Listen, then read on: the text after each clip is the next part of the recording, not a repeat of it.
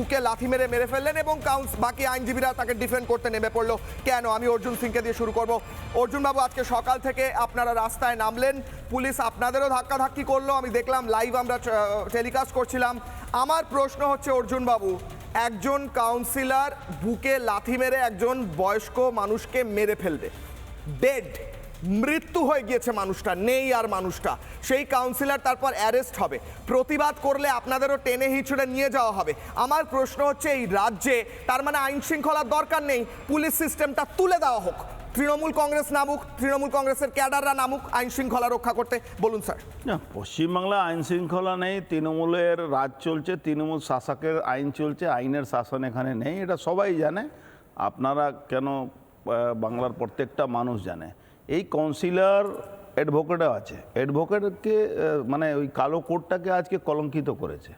একটা অ্যাডভোকেট মানুষকে যদি পুলিশ ভুল কাজ করে তাকে রক্ষা করার জন্য লড়াই করে, এই অ্যাডভোকেট এসিজিএমকে গালাগালি করে, এই অ্যাডভোকেট এডিজিকে গালাগালি করে, এই ওখানে সামান্য যারা নতুন যারা অ্যাডভোকেট আছে তাদের সঙ্গে খারাপ ব্যবহার করে।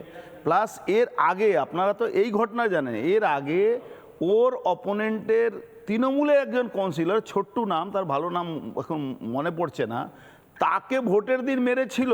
ও যেহেতু একে তৃণমূল টিকিট দিয়েছিল, ওকে ভোটের দিন মেরেছিল, তা সত্ত্বেও 28 ভোটে মাত্র জিতেছিল। আর ওই লোকটা মারা যায় কিছুদিন পরে। এইটা নতুন কেস না, এর আগে ছোট্টুকে মেরে ফেলেছে এই রবিন ভট্টাচার্য। এই রবিন ভট্টাচার্য আগেও খুন করেছে এমন অভিযোগ করছেন। বললাম তো, ছোট্টু বলে কাউন্সিলর, সেম ওয়ার্ডে কাউন্সিলর, আগে তৃণমূলের কাউন্সিলর ছিল, তাকে টিকিট না দিয়ে একে টিকিট দিয়েছে। সেই লোকটা নির্দল দাঁড়িয়েছিল, তাকে ভোটের দিন পিটিয়েছিল, সে লোকটা পরে মারা যায়। আপনি তার বউকে খবর নেবেন, একদম এর অফিসের পাশে ওর বাড়ি আছে, ছোট্টুর বাড়িটা। এই লোকটা অ্যাবসলুট তোলাবাজি করার জন্যে ওখানে একটা সঞ্জীব বলে কাউন্সিলর আছে, ওই লোকটা যে লোকটা আছে সেও তৃণমূল করে। সে যখন ওকে ইলিগাল কাজ করছে, ওকে বলেছে, ওকে খিস্তি করেছে, বলেছে এই তুমি বেশি মাথা ঘামাবে না। তারপরে কি হলো, ওই সঞ্জীব কি করে ওকে দিয়ে একটা মিউনিসিপ্যালিটিতে কমপ্লেন করায়, সঞ্জীব সিং। সে কমপ্লেন করাবার জন্য যখন কমপ্লেন হয়, তখন বাধ্য আছে, পৌরসভা থেকে লোক আসে। এই লোকটা আসার পরে খেপে গেছে কি আমার এখানে অন্য কাউন্সিলর কি করে সেই ভদ্রলোক, বয়স্ক লোক ওই চায়ের দোকানে ছিলেন, তাকে বলেছে, বয়স্ক লোক কিছু বলেছে, ফাট করে লাথি চালিয়ে দিয়েছে, এমন একটা জায়গা লেগেছে, সে লোকটা পড়ে গিয়ে অজ্ঞান হয়ে পড়ে গেছে, সেকে হসপিটালে নিয়ে যেতে যেতে রাস্তায় মারা গেছে। এই লোকটা না রিয়েলি একদম বদমাস লোক, অ্যাডভোকেটের নামে কলঙ্ক। কি করে আজকে কিছু অ্যাডভোকেট একজন সাংবাদিককে, আপনাদেরই সাংবাদিককে, একটা মহিলা সাংবাদিককে হাত ভেঙে দিল। আমি বলছি, আমরা তো চলে এলাম, আন্দোলনটা আমাদেরকে ওখানে যেতে দেয়নি। আমরা থাকলে নিশ্চিতভাবে এই যারা কিছু লম্পট ওখানে অ্যাডভোকেটরা আছে, তারা এর অফিসে কাজ করে, তারা যে আজকে একটা সাংবাদিক যেতেই পারে, কথা বলতেই পারে, আমার নামেও কেস হতে পারে, তার জন্য আমাকে মারবে। অর্জুন বাবু, আপনি বলছেন এই অ্যাডভোকেট, এই কাউন্সিলর লম্পট, তোলাবাজ, গুন্ডা, কিন্তু এটা কি আলাদা কিছু, নাকি সাধারণত তৃণমূলের কাউন্সিলররা এরকমই হয়ে থাকে বলে আপনি বলছেন? মানে আমি আপনার বক্তব্য বুঝছি না, এই একজন কি এরকম, মানে একজনকে সিঙ্গেল আউট করছেন কি? 10 দিন আগে জগদ্দলে একটা তৃণমূল কাউন্সিলরের ছেলে, বকলামে ওই তৃণমূল মহিলা কাউন্সিলর হলে তার ছেলে বা তার স্বামী কাউন্সিলর থাকে, সে একটা মুসলমানকে পিটিয়ে মেরে দিয়েছিল।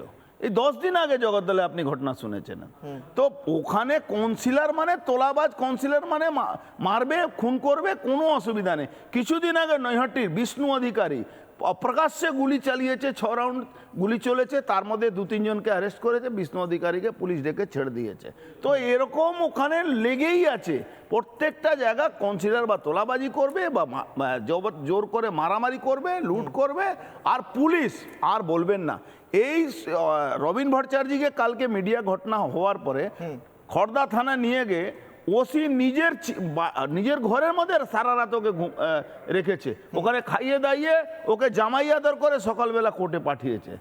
মাত্র মার্ডার কেসে, সামান্য মার্ডার কেসে 14 দিন হেফাজতে নয়, 14 দিন চাইনি, 7 দিন চেয়েছে, 3 দিন পেয়েছে। হ্যাঁ, আমি অর্জুন একটা জিনিস দেখাতে চাই, আশা করি আমরা সবাই এখানে যারা এই মুহূর্তে আলোচনা করছি এবং দর্শকরা সাংসদ পার্থ ভৌমিককে চেনেন, গতকাল তিনি গিয়েছিলেন।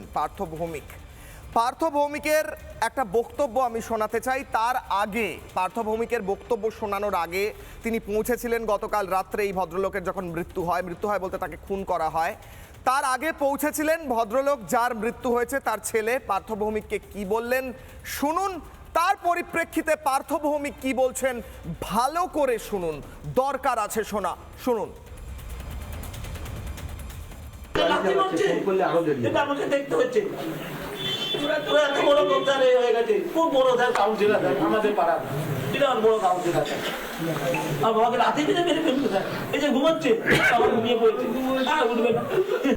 যিনি স্থানীয় কাউন্সিলর আমাদের এখানকার, আমাদের দলের রবীন ভট্টাচার্য, তার সাথে এই পরিবারের প্রথমে ছেলে, পরবর্তীকালে তুলসী বাবুর সাথে তর্ক বিতর্ক এবং এসব হয়। এবং ওনাদের কথা অনুযায়ী ছেলে আমাকে যা বলল তাতে ওনার বাবাকে আমার কাউন্সিলর চরম অপমানিত করেন এবং দুজনের মধ্যে চরম তর্কাতর্কি বাগবিতণ্ডা হয়। পরবর্তীকালে সেই বাগবিতণ্ডাকে কেন্দ্র করেই ভদ্রলোক, আমি যতদূর শুনেছি, হার্টফেল করে মারা যান। নানা ধরনের কন্টেন্ট দেখার জন্য লাইক করুন, শেয়ার করুন আমাদের ফেসবুক পেজ, সাবস্ক্রাইব করুন আমাদের ইউটিউব চ্যানেল। পাশাপাশি অন্যান্য ব্রেকিং নিউজের জন্য অবশ্যই চোখ রাখুন রিপাবলিক বাংলায়।